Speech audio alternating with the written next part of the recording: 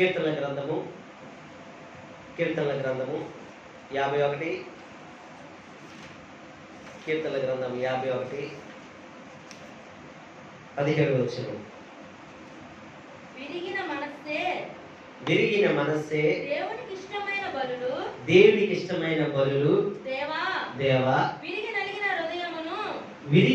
హృదయమును నీవు అలక్ష్యము చేయవు. దేవునికి స్తోత్రాలు చెల్లిద్దాం. తల ఉంచినట్టయితే ప్రార్థన చేద్దాం. అందరం కూడా. మహాపరిశుద్ధుడా, ప్రేమగల తండ్రి, కృపగల మా దేవ, చదవబడి లేఖన భాగాలను దీవించండి, ఆస్వాదించండి. నీ ఆత్మచేతను నింపండి. నాలో మీరు నాలో మీరు ఉండొచ్చి అయ్యా, వచ్చిన ప్రతి ఒక్కరితో నాలో ఉండి మీరు మాట్లాడండి. యాంత్రం ద్వారా ఇంటున్న ప్రతి ఒక్కరితో నాలో ఉండి మీరు మాట్లాడండి. అలాగే లైవ్ లో చూస్తున్న ప్రతి ఒక్కరితో ప్రభా నాలో ఉండి మీరే మాట్లాడి మీ ఘనమైన శ్రేష్టమైన చేముగల నామానికి ఘనత, మహిమ, ప్రభావములు పొందుకోమని యేసుక్రీస్తు పరిశుద్ధ నామాన్న అడిగి వేడుకుంటున్నాము తండ్రి. ఆమేన్. హల్లెలూయా.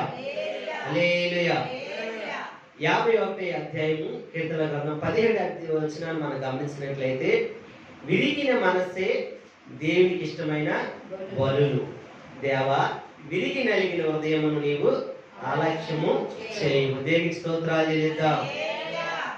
ఈ యొక్క దావీదు భక్తుడు ఈ యొక్క కీర్తన గ్రంథాన్ని ఎప్పుడు రాశాడంటే, బెత్షెబతో పాపం చేసినప్పుడు తర్వాత నాతాను ప్రవక్త తను వచ్చి గద్దించినప్పుడు ఈ యొక్క గ్రంథాన్ని రచించున్నాడు. దేవునికి స్తోత్రాలు చెల్లిద్దాం. ఈ గ్రంథాన్ని రాస్తూ చెబుతున్న మాట ఏంటంటే, విరిగిన మనస్సే నీకు ఇష్టమైన బలులు, నలిగిన హృదయం నీవు అలక్ష్యము చేయవు. దేవునికి స్తోత్రాలు చెల్లిద్దాం. అయితే ప్రియులారా, దావీదు ఎలాగున్నాడు? అప్పటికి గ్రంథాన్ని రాయకముందు దావీదు ఒక మహారాజు. దావీదు దగ్గర ఇంచుమించు కొన్ని లక్షల మంది సైన్యం ఉన్నారు, సైన్యాధిపతులు ఉన్నారు. అయితే దావీదు ప్రజలందరినీ పరిపాలన చేస్తున్నాడు. దావీదుకి అప్పటికి అనేకమైన రాజ్యాలకి అప్పగింపబడి ఉన్నాయి. నా ఇప్పుడు చూడాలండి, అనేక రాజ్యాలు అప్పగింపబడి ఉన్నాయి. దావీదుకి ఆహారం కొదువు లేదు, భార్య కొదువు లేదు, పిల్లల కొదువు లేదు, సంపద కొదువు లేదు, ఎక్కడ వచ్చిన వైడూర్యాలకు కొదువు లేదు. ఎందుకంటే సింహాసనం మీద ఉన్న రాజ్యాన్ని అప్పగించి చుట్టుపక్కల ప్రజలందరూ ఆయన ఆధీనంలో ఉన్నారు. ఒకడు రమ్మంటే వస్తారు, ఒకడు పొమ్మంటే పోతూ ఉంటారు, ఒకడు తల తీసుకురమ్మంటే తీసుకొచ్చి సైన్యం కూడా ఆయన దగ్గర ఉంది.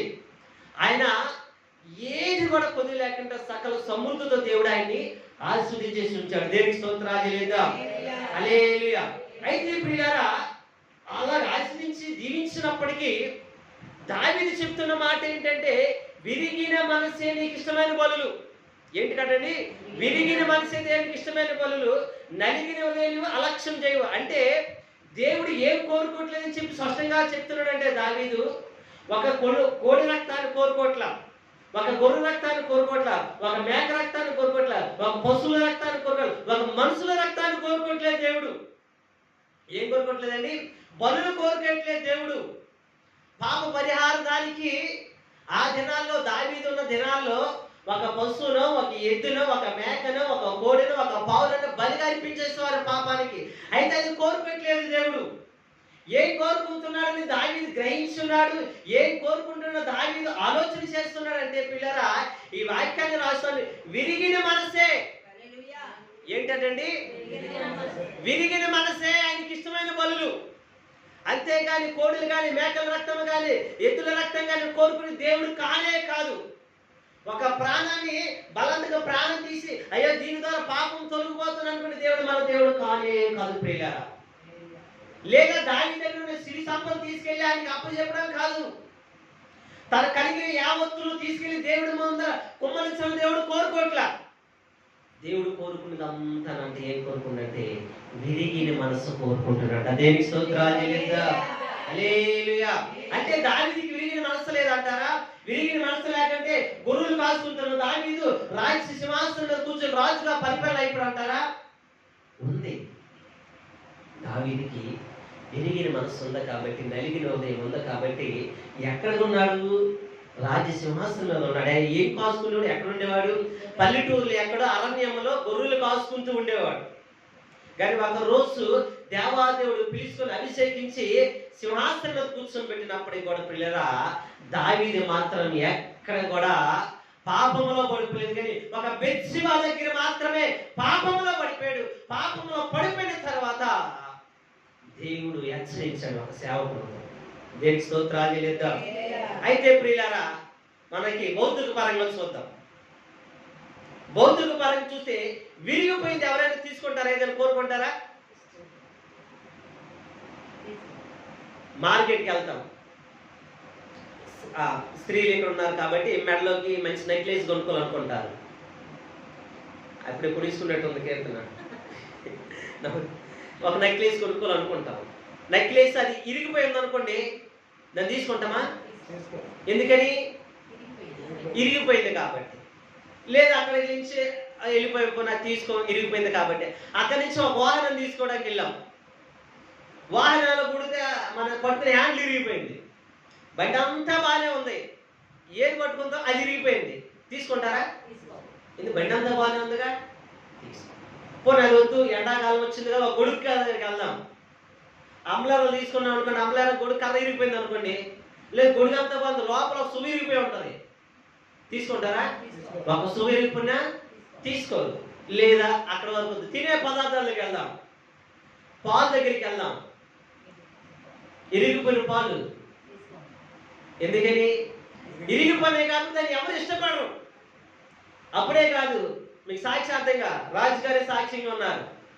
ఒకప్పుడు ఆరోగ్యంగా ఉన్నారు, ఆ కాలు చేతులు బాగా పనిచేస్తున్నాయి.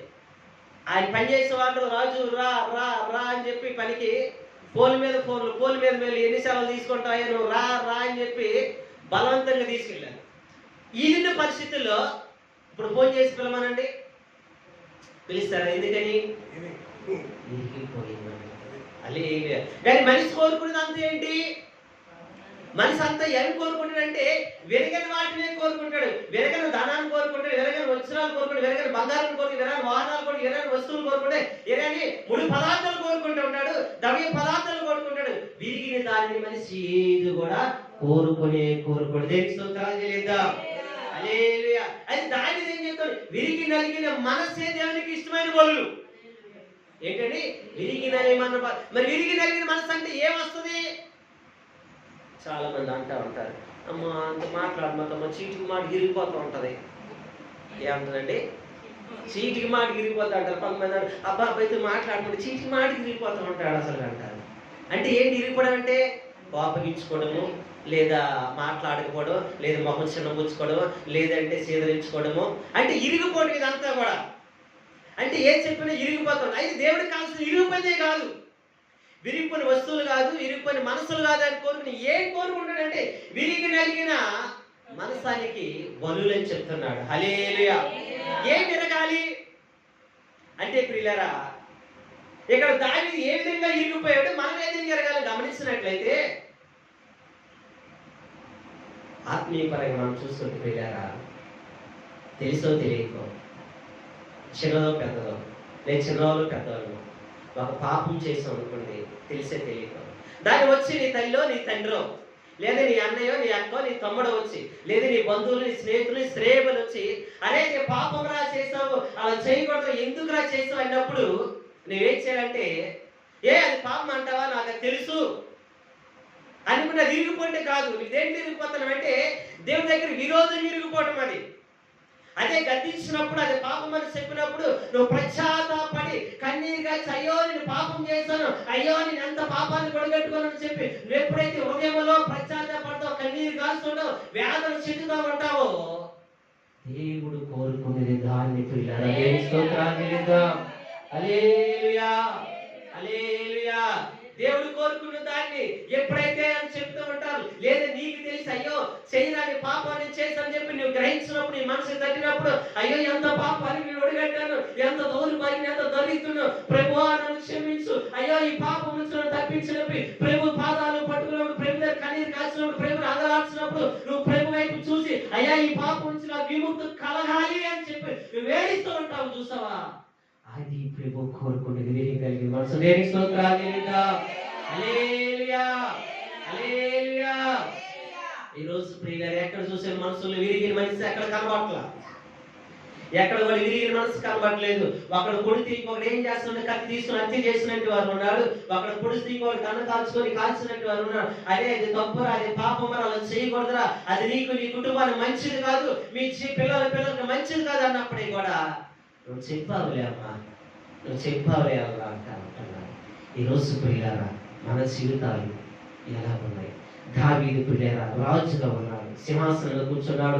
అప్పటికి రాజ్యాలన్నిడు దావీదు వశంలో ఉన్నప్పటికీ ఒక నాతాను ప్రవక్త వచ్చి, దావీదు ఇది నీకు తగునా? ఇదిగో నువ్వు ఒక పాపం చేసినట్టు ఉన్నావు, ఇదిగో దేవుడి దగ్గర నువ్వు పాపం చేసినట్టే.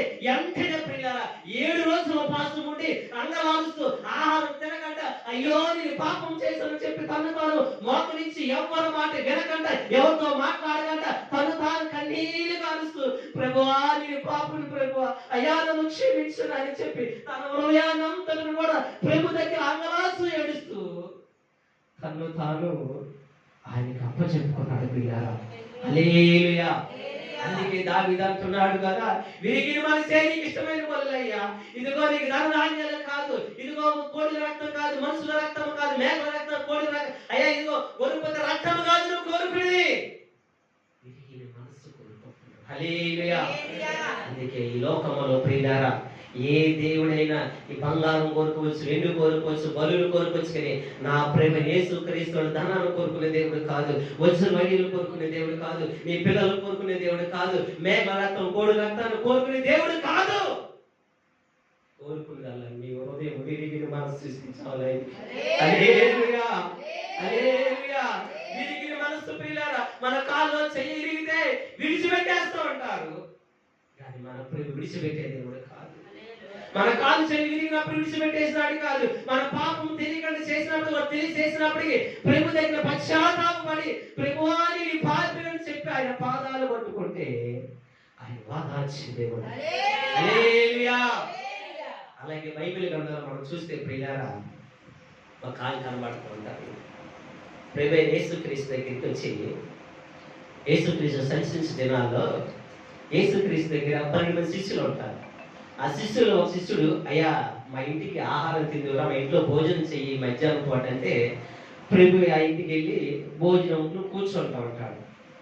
భోజనం కూర్చుండగానే ఒక స్త్రీ వచ్చి ఒక విలువైన అత్తం, ఏంటండి విలువైన అత్తం తీసుకొచ్చి ఆయన పాదాల మీద పోస్తుంది. ఆయన పాదాల మీద పోసి తల ఎంట్రుకలు తుడుస్తూ ఉంటారు.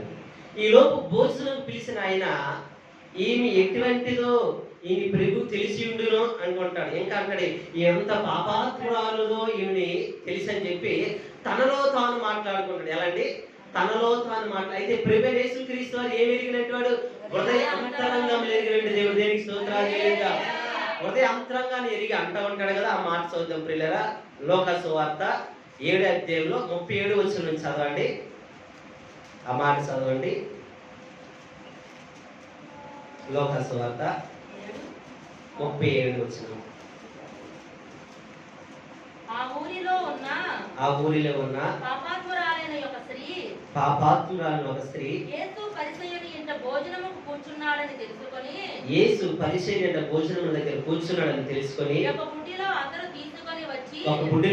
తీసుకొని వచ్చి వెనుక తట్టు ఆయన పాదముల యొద్ద నిలబడి ఏడ్చుచు కన్నీళ్లతో ఆయన పాదములను తడిపి తన తల వెంట్రుకలతో తుడిచి ఆయన పాదములను ముద్దు పెట్టుకొని ఆ అత్తరు వాటికి పూసెను. ఆయన పిలిచిన పరిసయ్యుడు అది చూచి ఈయన ప్రవక్త అయిన ఎడల తను ముట్టుకొని ఈ స్త్రీ ఎవరిదో ఎటువంటిదో ఎరిగి ఉండుట ఇది పాపాత్మురాలని తనలో తానే అనుకొనెను. అందుకు యేసు సీమోను నీతో ఒక మాట చెప్పవాలని ఉన్నానని అతడు బోధకుడా చెప్పమని. అప్పుడు యేసు అక్కడి నుంచి కాదు కానీ అమ్మా తర్వాత 43 వచనం చదవండి. అందుకు సీమోను 44 చదవండి. ఆ స్త్రీ వైపు తిరిగి సీమోనుతో ఇట్లా నేను ఈ స్త్రీని స్త్రీని చూస్తున్నావే, నేను నీ ఇంటిలోనికి రాగా నీవు నా పాదములకు నీలి లేదు గాని ఈమె తన కన్నీళ్లతో నా పాదములను తడిపి తన తల వెంట్రుకలతో తుడిచెను. నీవు నన్ను ముద్దు పెట్టుకోలేదు గాని నేను లోపలికి వచ్చినప్పటి నుండి ఈమె నా పాదములు ముద్దు పెట్టుకొనట మానలేదు. నీవు నా నూనెతో నా తల అంటలేదు గాని ఈమె నా పాదములకు అత్తరు పూసెను. ఆమె విస్తారముగా ప్రేమించును కనుక క్షమించబడును. నీతో చెప్పుచున్నాను, ఎవనికి కొంచెముగా క్షమింపబడనో వాడు కొంచెముగా ప్రేమించును. చాలు ప్రియులారా, ఇక్కడ మనం చదువుకున్న లేఖన భాగాలు గమనిస్తే భోజనానికి పిలిచాడు కానీ కాళ్ళు కొట్టుకు నీళ్ళు ఇవ్వలేదు, చేతులు కొడుకు నీళ్ళు ఇవ్వలేదు, పుడుచుకోవడానికి ఏమి ఇవ్వలేనప్పటికీ ప్రభు చెప్తున్నాడు.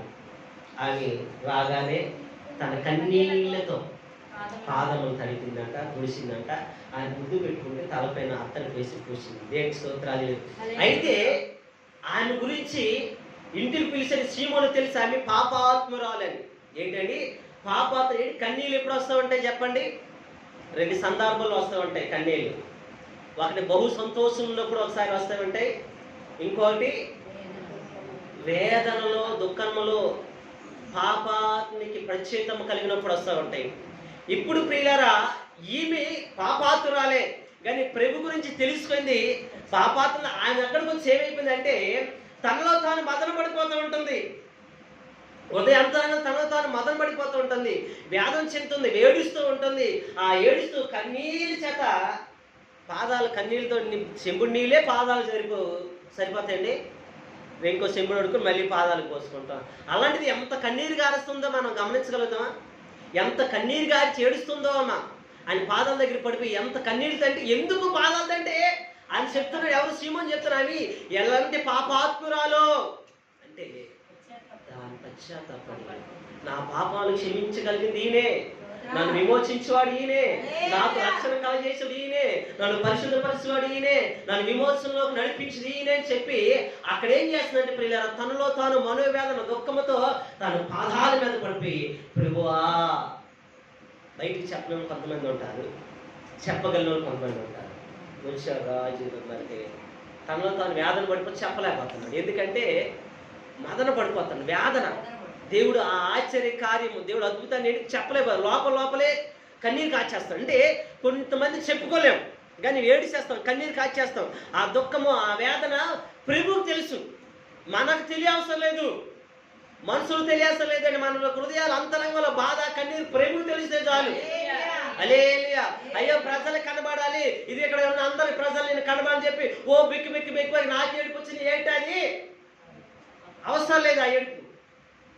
కానీ ఎవరు చూడాలండి? నేను మన అందరికీ చూడాలి. మన దుఃఖం అనేది మన అంతరంగంలో ప్రభు చూడాలి. అది హల్లెలూయా. ఆ ఏడుపు ఇక్కడ ఎవరు చూస్తున్నారంటే సీమోను కానీ కనబడాల. ఎవరు కనబడుతున్నారు? ప్రభు కనబడుతుంది. ఏడుపు ప్రభు కనబడి, ప్రభు ఆ పాపాల గురించి ఆయన పడిపోయిన మనోవేదన దుఃఖమా ఆ కన్నీళ్ళు చూసి అని చెప్తున్నాను, ఆమె విస్తారంగా ప్రేమిస్తుందంట. హల్లెలూయా. ఎంత ప్రేమిస్తుందంటే ఆ విస్తారంగా ప్రేమించాలి. సీమోను అంత ప్రేమించట్లా కానీ ఎంత విస్తారంగా ప్రేమిస్తుందంటే చూడండి. అంటే ప్రభువే నాకు సర్వస్వము, ప్రభు తప్పితే నాకు ఇంకా వేరే మార్గం లేదు, వేరే జీవమే లేదు, అక్కడ బ్రతుకే లేదని చెప్పేసి ఆయన మీదే అనుకుంది పిల్లలు. హల్లెలూయా. ఈరోజు నీవి నేను కూడా ఏ బంధకాల్లో ఉన్నా, ఏ శాపములో ఉన్నా, ఏ పాపములో ఉన్నప్పటికీ, ఈ కల్వరి గిరిలో ఈరోజు 40 దినాల ఉపవాస ప్రార్థనలు. ఎందుకని? శ్రమ దినాలని చెప్పి చాలా మంది పాటిస్తున్నారు. పాటించవసరం లేదు. కానీ ప్రభు దగ్గర విరిగి నలిగిన మనసు కలిగి మనం ఎప్పుడైతే ప్రభువా నీవు తప్పితే మాకు ఆధారం లేదయ్యా, నీవే మా దిక్కున, ఆయన మమ్మల్ని పరిశుద్ధపరిచేవాడి, మమ్మల్ని పవిత్రపరిచేవాడి, నీలో మేము విమోచన కలుగుతుందని చెప్పి ఆయన పాదాలు పట్టుకుని ఆయన స్తుతిస్తూ గణపరుస్తూ ఆయన దగ్గరే మన కృతజ్ఞత కలిగి పశ్చాత్తాపడిపోతే ప్రియులారా, లోకమంతా నేను పాపి అయినప్పటికీ నా ప్రభు మాత్రం నేను నా పరిశుద్ధుడు నా బిడ్డ అంటాడు. ఆయన కావలసినంత ఏంటిది? విరిగి నలిగిన బలులు కావాలి ఆయనకి. ధనము కాదు కావాల్సింది, ఐశ్వర్యం కాదు కావాల్సింది, సుందరమైన మనసు కాదు కావాల్సింది, పరిశుద్ధమైన వస్త్రాలు కాదు కావాల్సింది, అని కోడి రక్తం మేకల రక్తం కాదు కావలసిందంతా కూడా విరిగిన మనసు. అందుకే దావీదు అంటాడు కదా, అదే కీర్తన గ్రంథంలో 6వ వచనం చదవండి, 57:6.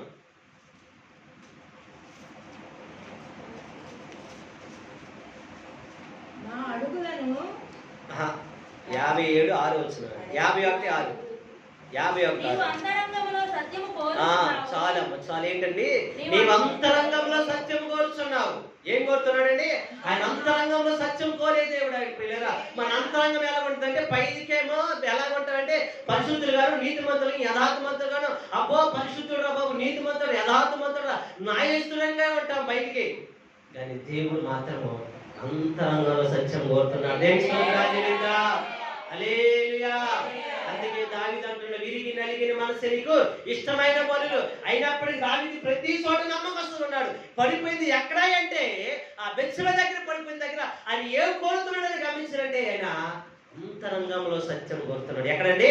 అంతరంగంలో సత్యం కావాలి మనకి. ఉదయం బయట ఆ సత్యం కాదు మనకు కాల్సింది. ఉదయం అంతరంగంలో సత్యం ఉంటే నువ్వు బయట సత్యవంతుడిగా ఉంటావు, నీతిమంతుడు, యథార్థవంతుడిగా ఉంటావు. ఇక్కడ అంతరంగంలో సత్యం లేకపోతే మనం బయట కూడా సత్యవంతులు ఉండలేము, యథార్థవంతులు ఉండలేము. కానీ ఇక్కడ స్త్రీ మాత్రము అంతరంగంలో సత్యాన్ని చూపిస్తుంది దేవుడికి. అందుకే ఆయన అంతరంగంలో సత్యాన్ని కోరుకున్న దేవుడు కాబట్టి, నన్ను విస్తారంగా ప్రేమిస్తుంది కాబట్టి విస్తారమైన పాపములు క్షమించబడ్డాయి. దేవుని స్తోత్రాలు. హల్లెలూయా, హల్లెలూయా. మన పాపములు ప్రియులారా ఒక నెలకు, ఒక సంవత్సరానికి, ఒక 100 సంవత్సరాలు, 50 సంవత్సరాలకు తీసుకోవడం కాదు. ప్రతి నిత్యము, ప్రతి క్షణము, ప్రతిరోజు మన పాపాలను కడుక్కోవాలి, పరిశుద్ధపరచుకోవాలి, ఎప్పుడు కూడా విమోచించుకోవాలి ఆయన రక్తంలో. హల్లెలూయా. ఎందుకండి ప్రతిరోజు, ప్రతి నిమిషం, ఎందుకు ప్రతి దినము అంటే మనము ప్రతి దినము కూడా చూపు ద్వారా పాపం చేస్తాం అంటాం, ఆలోచన ద్వారా పాపం చేస్తాం, కళ ద్వారా పాపం చేస్తాం, తలంపు ద్వారా పాపం చేస్తాం, వినికిడి ద్వారా పాపం చేస్తాం. హల్లెలూయా.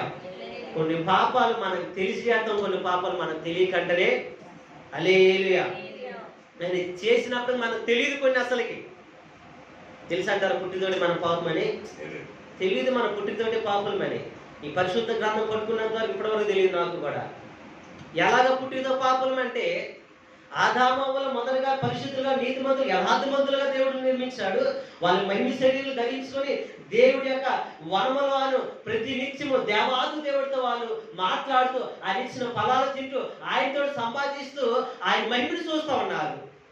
కానీ ఒకరోజు, ఈరోజు అప్పుడే కాదు ఇప్పుడు కూడా అందరం కూడా మోసపోతున్నాం. ఏంటంటే చెప్పుడు మాటల ద్వారా. అవి ఎవరి ద్వారా మోసపోయింది? సాతాను చెప్పుడు మాటల ద్వారా, సర్పముల ద్వారా, చెప్పుడు మాటల ద్వారా మోసపోయి పాపంలో పడిపోయింది. ఆ పాపం ఇప్పటి వరకు కూడా ఏలుబడి చేసింది. ఇప్పటి వరకు 2023 సంవత్సరాల కింద వరకు ఏలుబడి చేసింది.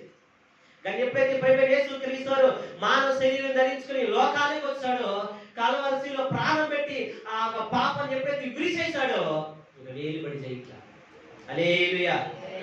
అప్పుడు ఏలుబడి చేయట్లేదు, కానీ దానికి టాబ్లెట్ వచ్చింది. ఇప్పుడు ఏమంటారండి? కరుణకు టీకా వచ్చినట్టుగా పాపానికి పరిష్కారమైన టాబ్లెట్ వచ్చింది. ఏ టాబ్లెట్ అది? యేసు రక్తమైన టాబ్లెట్, యేసు రక్తమైన టానిక్ వచ్చింది. ఎవరైతే టానిక్ ప్రతిరోజు చేసుకుంటారో, ఎవరైతే టానిక్ రోజు తింటారు, ఇప్పుడు డైలీ టాబ్లెట్లు వాడుతున్నారుగా. థైరాయిడ్కి చచ్చినంత కాలం వాడాలి, ఒక షుగర్కి చచ్చినంత కాలం వాడాలి, బీపీకి చచ్చినంత కాలం వాడాలి, ఇంకేంటికి వాడాలండి? నాకు తెలిసినంత వరకు చచ్చినంత కాలం అట్లా వాడాలి. ఏ ఒక్క రోజు వాడుకున్నా షుగర్ అంటారు, ఏ ఒక్క రోజు వాడడం బీపీ అంటారు. గట్టిగా మాట్లాడుకున్నా ముందు బీపీ హాస్పిటల్ తీసుకెళ్ళాలంటారు. ఏమైనా డౌన్ అయిపోయి ఒక ఇలాగుంటే షుగర్ డౌన్ అయిపోయి తీసుకెళ్ళాలంటారు హాస్పిటల్. కానీ యేసు రక్తం అనే టానిక్ వాడితే, యేసు రక్తం అనే టాబ్లెట్లు వాడితే నీకు ఏ బలహీనతలు ఉండదు. హల్లెలూయా, హల్లెలూయా. హృదయ అంతరంగంలో సత్యాన్ని కోరుకునే దేవుడి పిల్ల. దేవుని స్తోత్రాలు చేద్దాం. అందుకే యెషయా గ్రంథం ఒక మాట ఉంటే చూడండి, 57:15 వచనం. 57:15 వచనం. మహాగణుడును మహోన్నతుడును పరిశుద్ధుడును నిత్య నివాసి అయిన వాడు ఇలాగ సెలవిచ్చుచున్నాడు, నేను మహోన్నతమైన పరిశుద్ధ స్థలములో నివసించువాడను, నేను మహోన్నతమైన పరిశుద్ధ స్థలములో నివసించువాడును, అయినను వినయము గల వారి ప్రాణమును ఉజ్జీవింపజేయుటకును, వినయము గలవారి ప్రాణము ఉజ్జీవింపచేయుటకును, నలిగిన వారి ప్రాణమును ఉజ్జీవింపజేయుటకును. చాలు ప్రియులారా, ఏం చేయడానికి? నలిగిన వారి ప్రాణం, వినయం గల వారి ప్రాణం ఉజ్జీవింప చేయడానికి, అంటే మనలో ఉజ్జీవం రేకెత్తరించడానికి, మనలో ఆత్మశక్తి రేకెత్తించడానికి, ప్రేరేపించడానికి. బలహీనలను కుంగుబాటులు ఉండుకొని పడిపోయినటువంటి వారు ప్రియులారా మనం అందరం కూడా ఎలాంటి వారు అండి? ఏదో ఒక్క క్షణానికి ప్రతిరోజు ఒకలా ఉంటామా? ఒక గంట నవ్వితే గంటలో పడిపోతాం, ఒక గంట బాగుంటే ఇంకో గంట ఏదో ఒకటి మనం శోధిస్తూ ఉంటది. అంటే ప్రతి నిమిషం ఏదో ఒక పడిపోతూ ఉంటాం.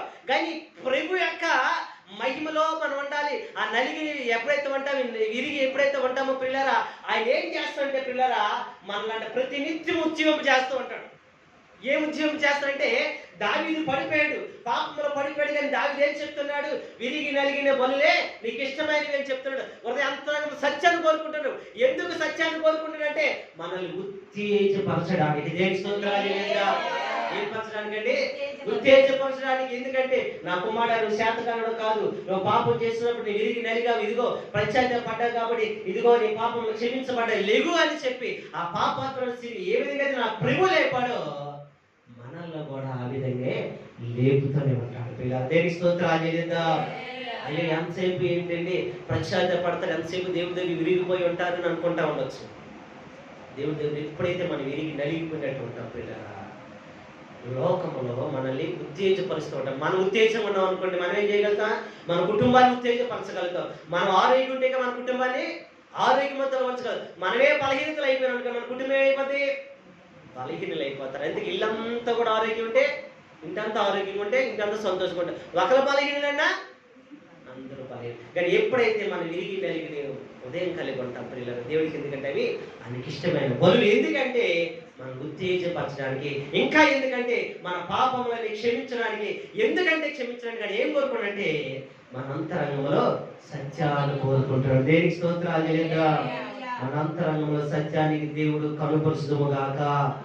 దేనికి స్తోత్రాలు చెల్లిద్దాం. రెండవ మాటగా చూస్తే దేవుడు ఏం కోరుకుంటున్నాడు అని అంటే, దేవా విరిగి నలిగిన ఉదయము నీవు అలక్ష్యము చేయి. ఏం చేయడంటే అండి అలక్ష్యం అంటే పిల్లరా, మొదటగా చూస్తే చేసిన పాపం నిమిత్తం ఎప్పుడైతే నిజమైన పశ్చాత్తాపం కలిగి ఉండాలి. ఏం చేయాలండి? చేసిన పాపం నిమిత్తము నిజమైన పశ్చాత్తాపం కలిగి ఉండాలి. రెండోది దుఃఖము కలిగితే ఆ పాపము దేవుడు క్షమిస్తూ ఉంటాడు. ఏం చేస్తాడండి? దుఃఖం కలిగితేనే. పశ్చాత్తాపం ఎప్పుడు వస్తూ ఉంటుంది? దుఃఖము రావాలి, మనకు మనం దుఃఖితులు అయిపోవాలి. మనం చూడకంటే రోడ్డు మీద వెళ్ళి కూర్చున్నప్పుడు అయ్యో ఎంత ఘోరాతి ఘోరంగా ఉన్నారని చెప్పి మన బాధ ఇది ఎప్పుడైతే కలుగుతూ ఉంటుంది, మనకు కూడా వేదన కలుగుతుంది, అది దేవుడు చూస్తూ ఉంటాడు. అంతే కదా. రోడ్డు అంటే వెళ్ళిపోయినప్పుడు ఎవరో పడుకొని ఎవరన్నా బలహీనలు ఉన్నారంటే ఆ బాణీలు అనుకుంటే వెళ్ళి మనం చూడు. మనకి ఏ మనసు రావాలంటే పిల్లరా, ఒకరు దుఃఖములు ఉన్నప్పుడు, బాధలు ఉన్నప్పుడు మనం కూడా ఏమవ్వాలి? అది ఫీల్ అవ్వాలి. ఎందుకు ఈ దీనస్థితి వచ్చింది, ఎందుకు ఇలాంటి వచ్చింది, అప్పుడు దేవుడు చూస్తూ ఉంటాడు. దేనికి స్తోత్రాలు చెల్లిద్దాం. పశ్చాత్తాపం లేకుండా ఏ విధమైన బలి అర్పణ ఆయనకి ఉపయోగం లేదు. పశ్చాత్తాపం లేకుండా ఏ విధమైన బలానికి ఉపయోగం లేదు. ఎప్పుడైతే పశ్చాత్తాపం కలిగి ప్రార్థన చేస్తామో ఆయన ఆ పాపాత్మలను సీల్ చూస్తే మనం ప్రియులారా, ఆయన పశ్చాత్తాపడింది కాబట్టి అక్కడ ఏం కలిగింది? దానికి పాపాలు క్షమించబడ్డాయి. ఈ యొక్క వస్తున్న గుడ్ ఫ్రైడే ఈస్టర్లో కూడా అప్పుడే కాదు, కానీ ప్రతిరోజు మనం ఏం చేయాలండి? పడుతూనే ఉండాలి, పడుతూనే ఉండాలి. విరిగి నలిగిన బలులు దేవుడికి అర్పిస్తూ ఉండాలి. దేవుడికి స్తోత్రాలు చెల్లిద్దాం. అయితే రెండవదిగా చెప్తున్నాడు మాట, దేవా విరిగి నలిగిన హృదయం నీవు అలక్ష్యము చేయు. ఒకటి ఏదేమో ఆయనకి ఇష్టము. ఎవరో ఇష్టం అంటే పశ్చాత్తాపడిన హృదయాలు ఆయనకి ఇష్టం. నిజమైన పశ్చాత్తాపడిన ఆయన అంగీకరిస్తాడు. దుఃఖము కలిగి ఎవరైతే ఏడుస్తారో ఆయన అంగీకరిస్తూ ఉంటాడు. రెండవదిగా చూస్తే విరిగి నలిగిన హృదయాన్ని అలక్ష్యం చేయడం అంటే ఆలస్యం చేయడం అనమాట. ఏంటండి? ఆలస్యం చేయడం, ఇంకా నిరాకరించడం లేదా తోసలేడు. కొంతమంది ఏం చేస్తూ ఉంటారంటే మనతో ప్రేమగా మాట్లాడతారు, మొదటి నుంచి మన స్నేహితులుగా ఉంటారు. అధికారం ఏదో జాబ్ వచ్చింది, ఆయన ఆఫీసులో పనిచేస్తున్న ఆఫీసులో మనకు అవసరం. ఇప్పుడు వెళ్తాం మన ఫ్రెండే మన స్నేహితుడు కదని చెప్పి వెళ్తా ఉంటాం. ఎలాగెళ్తాం? మన కష్టం, మన దుఃఖంలో ఉన్నాం, బాధలో ఉన్నాం, శ్రమలో ఉన్నాం. ఇప్పుడు మనోడే కాదని చెప్పి మనం వెళ్తా ఉంటాం. వెళ్ళగానే అరే నీ బాధ నాదేరా, నీ దుఃఖం నాది కాదని చెప్పి వెంటనే ఉన్నాను కదా అంటారా? నూటు ఒకరు ఉంటారేమో, అంతేకండి. నూటు ఒకరు ఉంటాడు. అదే అంటాడు, అబ్బా ఇంతకాలం నాకు మెప్పటి ఈ రోజు ఇదయ్యింది, ఎప్పుడు కూడా సంతోషం, నవ్వు ఇప్పటికి వీళ్ళు అబ్బా పడిపోయారు, ఇలా ఉండాలని చెప్పి ఇంకేం కోరుకుంటారు? మన అదే స్థితిలో ఉండాలని కోరుకుంటాడు. కానీ అయ్యో నా స్నేహితుడే, నా ఫ్రెండే, నా కొలీగ్సే, నా బంధువుడే, అయ్యో నా రక్త సంబంధం చెప్పి నీ దుఃఖం నాది, నీ బాధ నాది, నేనున్నానని చెప్పి ఏం చేయడు? ఆలస్యం చేయకంట పనిని చేయడు. దాన్ని ఏం చేస్తాడంటే పెండింగ్లో పెడతాడు. ఏమనంటే నీకు ఎందుకు చేసేస్తా అంటాడు. కానీ అవ్వదు. రేపు వెళ్తా ఉంటాం. అయ్యిందంటే అరే నీ పని మీద ఉన్నాను రా, అవ్వట్లేదు, ఆఫీసులోకి వెళ్ళి నేను సెలవు అంటే నీ పైన ఉన్నా, కానీ అక్కడికి ఇవ్వడు. ఇచ్చిన చేయము. కానీ అప్పుడు అలా కాదు పిల్లరా. నువ్వు విరిగి నలిగి దేవుడి దగ్గర దేని నిమిత్తం ప్రార్థన చేస్తావో నా ప్రభు నిరాకరించడు, ఆలస్యం కూడా చేయడు అంట. దేవుడికి స్తోత్రాలు చెల్లిద్దాం. హల్లెలూయా. అంటే ఆయన వెంటనే ప్రతి క్షణమనే వెంటనే అని సమాధానిస్తూ ఉంటాడు. దేవుడికి స్తోత్రాలు చెల్లిద్దాం. హల్లెలూయా. అని వెంటనే సమాధానిస్తూ ఉంటాడు పిల్లరా. వెంటనే మరుక్షణమే. అందుకే ఒక మాట చూడండి, కీర్తన గ్రంథం 9:9 చూడండి. 9:9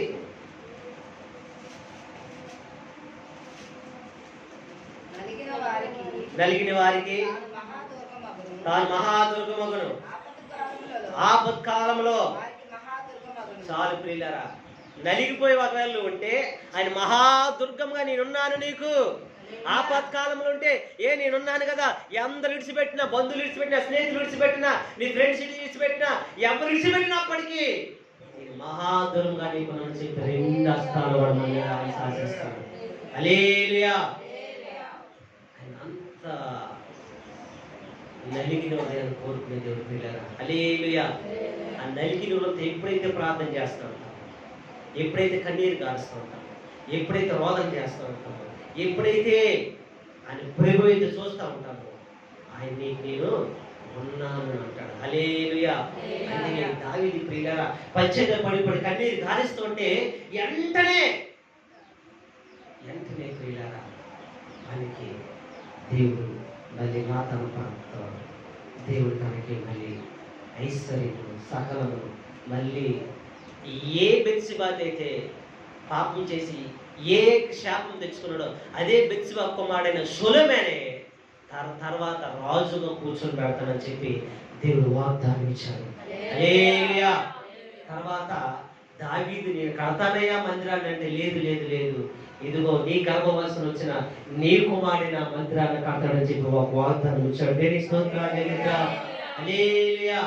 అంటే పశ్చాత్తాప హృదయం, విరిగి నలిగిన హృదయం. ఎక్కడ ఇరిగిపోనో, ఎక్కడైతే పడిపోనో ఆ ఇరిగిన కుటుంబం నుంచి అక్కడి నుంచే దేవుడు మళ్ళీ తీసుకొచ్చి సింహాసనంలో కూర్చొని పెడతా ఉంటాడు. పిల్లలు దేవునికి స్తోత్రాలు చెల్లిద్దాం. చాలా మంది అనుకుంటా ఉంటారు, అయ్యో నేను ఇక్కడ ఇరిగిపోయిన ప్రాంతాల్లో, ఈ ప్రాంతాన్ని నేను సమస్య వెళ్ళిపోయాను కదా, ఈ ప్రాంతాన్ని అవమానపరచబడ్డాను కదా, ఈ ప్రాంతాన్ని ధృవీకరించబడ్డాను కదా, ఈ ప్రాంతాన్ని అనేక మంది అసహించుకున్నాను కదా. నువ్వు ఒకవేళ ఈరోజు అనుకుంటే దావీదు వెళ్ళే విలిగి నలిగిన ప్రార్థన చేయండి. ఆయన నీకు మహాదుర్గముగా ఉండి అక్కడే నేను మళ్ళీ ఒక స్తంభముగా నిలబెడతా ఉంటాడు. దేవునికి స్తోత్రాలు చెల్లిద్దాం. ఒక స్తంభంగా నిలబెడతా ఉంటాడు. ఎక్కలేనంత ఎత్తైన శిఖరాల మీద ఎక్కించగలిగిన నా దేవుడు. హల్లెలూయా. హల్లెలూయా.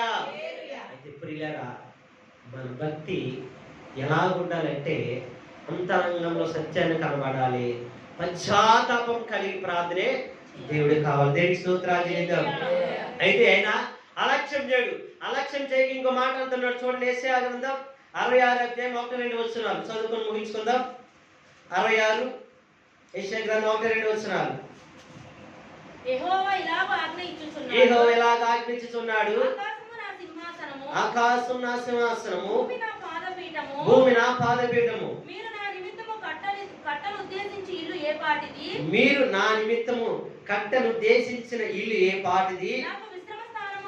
నాకు మిశ్రమ స్థానముగా మీరు ఏ పాటిది మీరు కట్టిన ఉద్దేశించిన ఏ పాటిది అవన్నీ నా హస్తకృత్యములు అవన్నీ నా హస్తకృత్యములు అవి నా వలనే కలిగినవి అవి నా వలనే కలిగినవి. యెహోవా సెలవిచ్చుచున్నాడు. యెహోవా సెలవిచ్చుచున్నాడు.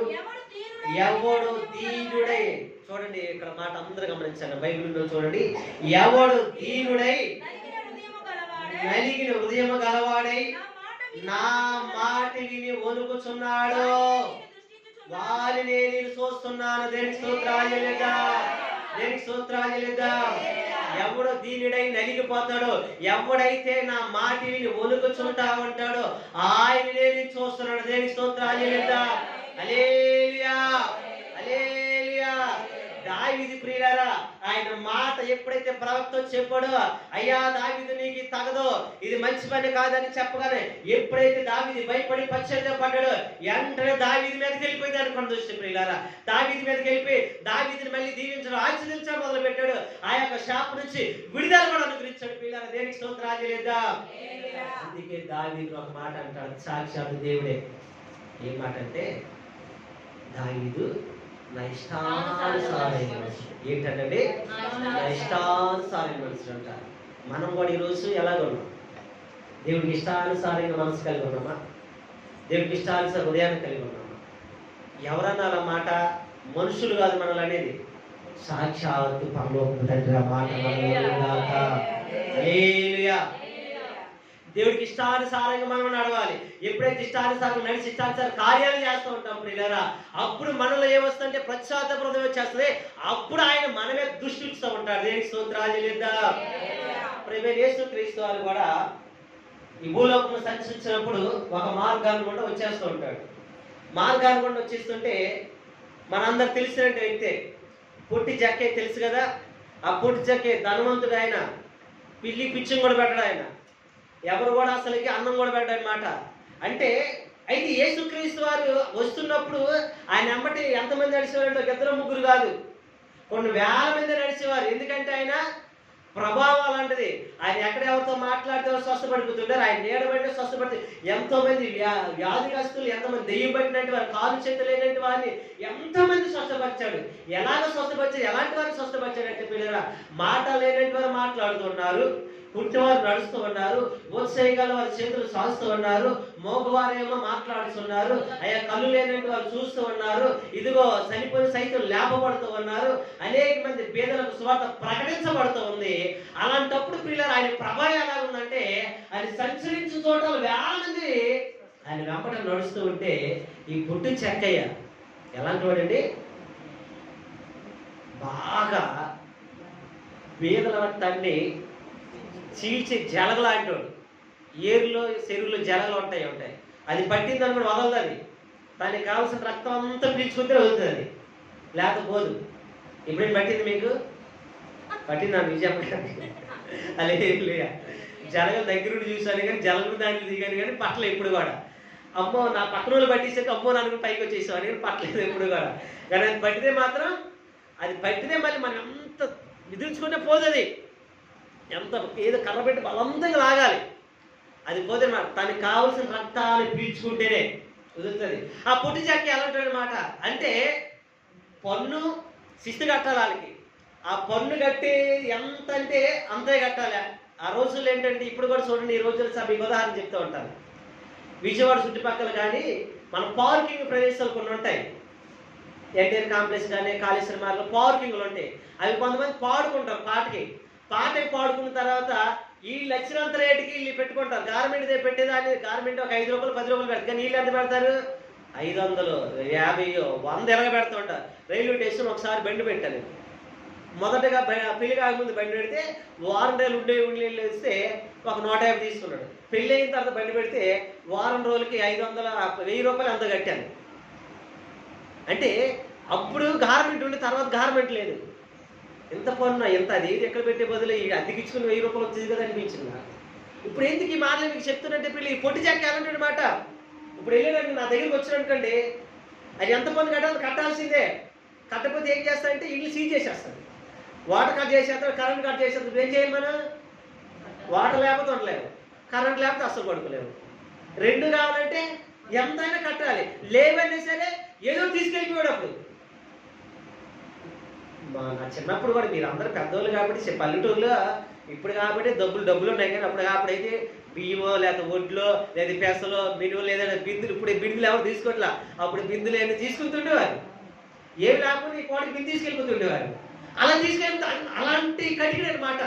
కానీ అలాంటి భయం వస్తుంది. ఏది ప్రజల దగ్గర రక్తం పీల్చాడు, కానీ యేసు ప్రభువు వారు ప్రియులారా ఇది నీ తోడు వస్తున్నట, నేను చూడాలని చెప్పి ఏం చేశాడంటే ఆయన మీద నలిగి ఉన్నాడు. ఉదయం నలిగి ఎక్కలేని చెట్టు, మనుషుడు ఎత్తైన చెట్టు ఉంది, ఆయన పొట్టి చెక్క ఎక్కలేకపోతున్నాడు. కానీ చూడాలి అని చెప్పి చెట్టు ఎక్కలంటే మరి ఎవరు సాయం, ఎందుకంటే ఆయనకి ఎవరు సాయం చేసిన వాళ్ళు ఎవరు లేరు. ఎందుకంటే జలగలాంటి పిల్లికి భిక్ష కూడా పెట్టలేడని చెప్పి ఎవరైనా ఆదరించే వాళ్ళు ఎవరు ఉండేవారు కాదు, మాట్లాడేవారు ఎవరు ఉండేవారు కాదు. కానీ ఏ విధంగా రక్తం కాచుకొని పడిపోయే ఏదో కింద మీద కూడా చెట్టు అయిపోయింది. కానీ ప్రభు ఆ నలిగిన ఉదయాన్నంటే ఆయన నన్ను చూడాలి అని ఒక మనసు పెట్టాడు. చూశారండి, ఆ మనసు కోసము వేల మంది ఉన్నప్పుడు కూడా ఎవరు పిలిచారంటే చెక్కయ్య రా దిగిర నీ ఇంటిలో నేను భోజనం చేయబోతున్నాను. చెక్క ఇంటిలోకి వెళ్ళగానే చెక్క ఉదయం మారిపోయింది, చెక్క ఆలోచన మారిపోయింది, చెక్క ప్రవర్తన మార్చిపోయింది. అక్కడ అంటాడు చెక్కయ్య, అయ్యా నేను అన్యాయంగా తీసుకున్నాను, ఒకంతకి 4 ఎత్తలు ఇస్తాను అంటాడు. దేవునికి స్తోత్రాలు. ఎంత అండి, ఒకంతకి 4 ఎత్తలు ఇస్తానండి. దేవునికి స్తోత్రాలు చేద్దాం. అందుకే విలిగి నలిగిన హృదయం ఉండాలి ప్రియులారా. విలిగి నలిగిన హృదయం ఎప్పుడైతే మనం నలిగిన హృదయం ఉంటుందో ఆయన దృష్టిస్తూ ఉంటాడు, చూస్తూ ఉన్నాడు మనల్ని. ఆ హృదయం మనలో ఉంటే మనలో చూసే దేవుడు ఆయన విడిచిపెట్టే దేవుడు కానే కాదు. అంతేకాదు బైబిల్ గ్రంథాలు చాలా మందిని మనం చూడొచ్చు. యేసుక్రీస్తు వారు ఆ మూల వెళ్ళిపోతుంటే రాత్రి అంతా ప్రయాసపడుతూ ఉంటారు. చేపల పట్ల ఆరితేరినట్టు వారు పేతురు సీమోను ఆరితేరినట్టు ఇటు పక్క వెళ్తే ఏ చేప ఉందో అది తెలుసు, సముద్రంలో ఎక్కడ ఏ చేపలు పడితే తెలుసు. అయినప్పుడు రాత్రి అంతా ప్రయాసపడ్డారు, ఒక్క చేప పడలేదు. ఇసిగిపోయారు, నలిగిపోయారు, బాధ దుఃఖము వేదన చెందుతున్నారు. కానీ ప్రభు కోరుకున్నాడు, ఒకటేమో ఆయన మన మీద దృష్టిస్తాడు, ఇరిగి నలిగిన వారు హృదయాలు ఉంటే ఆయన కూడా కోరుకుంటాడు మనల్ని. దేనికి స్తోత్రాలు చేయలేదా? కానీ శివను ఇది అప్పుడు పక్కన ఇవ్వాలి. అయ్యా రాత్రి అంతా ప్రయాసపడ్డాను, రాత్రి అంతా నేను ప్రయాసపడ్డాను. లేదుగా మార్చప్పుడు ఏంటంటే విస్తారమైన చేపలు పడుతున్నాయి, విస్తారమైన చేపలు, లాగలేని చేపలు పడతాయి. దేనికి స్తోత్రాలు చేయలేదా? ఎందుకు కలిగాయంటే పిల్లరా, వీరికి నలిగిన హృదయం. ఆయన మనసు ఆయన దృష్టి ఎక్కడైపు ఉంటుందంటే, ఆ రోజు దావీదు ఎందుకు ఆ మాట అంటే విరిగి నలిగి బలులే ఆయనకి ఇష్టమంటే ప్రియులారా, ఎందుకనంటే ప్రియులారా ఆయన విరిగి నలిగిన హృదయం వైపు చూస్తాడు కాబట్టి, అయ్యా విరిగి నలిగిన అలక్ష్యం చేయమని చెప్పి అంటున్నాడు. అంటే ఎందుకంటే ఆ 2 మాటలు ఆయనకు ఇదిగో ప్రత్యేకంగా పరుషంగా దావీదు అనుభవిస్తున్నాడు. ఆయనలో పొందుకున్నాడు, ఆయన ప్రత్యక్ష చూస్తున్నాడు, ఆయన దర్శనం చూస్తున్నాడు. కాబట్టి ప్రియులారా ఈ రోజు అదే దర్శనం చూడాలి, అదే ఆశ నేను పొందుకోవాలంటే మనము కూడా వీరికి నలిగి హృదయం కలిగినట్టు ఉండాలి. వాటిని చూస్తే ప్రియులారా ఇదిగో విస్తారమైన పాపము క్షమించబడినట్టు, మన పాపలు క్షమించబడితే ఆయన మన దృష్టి మన మీద దృష్టి ఉంటే ప్రియులారా ఇదిగో విస్తారమైన చేపలు పడినట్టుగా మనకి ఎక్కడికి వెళ్ళినా ఏ పనులకు వెళ్ళినా దీవెన లేకపోవచ్చు, ఆశలో లేకపోవచ్చు, కొదులుగా ఇదిగో మనం కొరతగా ఉన్నాయేమో. కానీ ప్రభు దగ్గర వీరికి నలిగిన హృదయం కలిగితే ఈరోజు చూడబోతున్నాడు. ఆయన చూస్తే ప్రియులారా మన జీవితాలు ఫలభరితంగా మారిపోతుంది. దేనికి స్తోత్రాలు. అటు గొప్ప కృప దేవుడు కలగజేయను గాక, అటు గొప్ప ఆశలు దేవుడు మనం నడిపించును గాక, వీరికి నలిగిన హృదయాలు మనకు అనుగ్రహించును గాక, అటు మనసు దేవుడు మనకి ఇచ్చును గాక. ఇదిగో పాపాత్రుని స్త్రీ విస్తారమైన పాపాలు క్షమించబడినట్టుగా మన పాపములు కూడా క్షమించబడును గాక. విస్తారమైన చేపలు పట్టినట్టుగా మనము కూడా విస్తారమైన దేవుళ్ళు మీ అందరి మీద నా ప్రభు కుమ్మరించును గాక. నా ప్రభు మహిమలో మీరు అందరూ కూడా నిలును గాక. కొద్ది మాటలు దేవుడు దీవించును గాక. ప్రార్థించేద్దాం పిల్లలు అందరూ కూడా తల ఉంచినట్లయితే కొద్ది నిమిషాలు ప్రార్థించేద్దాం, కొద్ది నిమిషాలు ప్రార్థించేద్దాం. ఎవరికాలు కొద్ది నిమిషాలు ప్రార్థించేద్దాం, ఎవరి వాళ్ళు కొద్ది నిమిషాలు ప్రార్థించేద్దాం. ఈరోజు దావీదు కోరుకుంటున్నాడు వీరికి నలిగిన హృదయమే దేవుడికి ఇష్టమైన బలులు. ఇదిగో నలిగిన హృదయం ఆయన అలక్ష్యం చేయడని చెప్పి దావీదు మాట్లాడుతుండగా ఇంకా నీ హృదయంలో విరిగి నలిగి ఉండట్లేదేమో.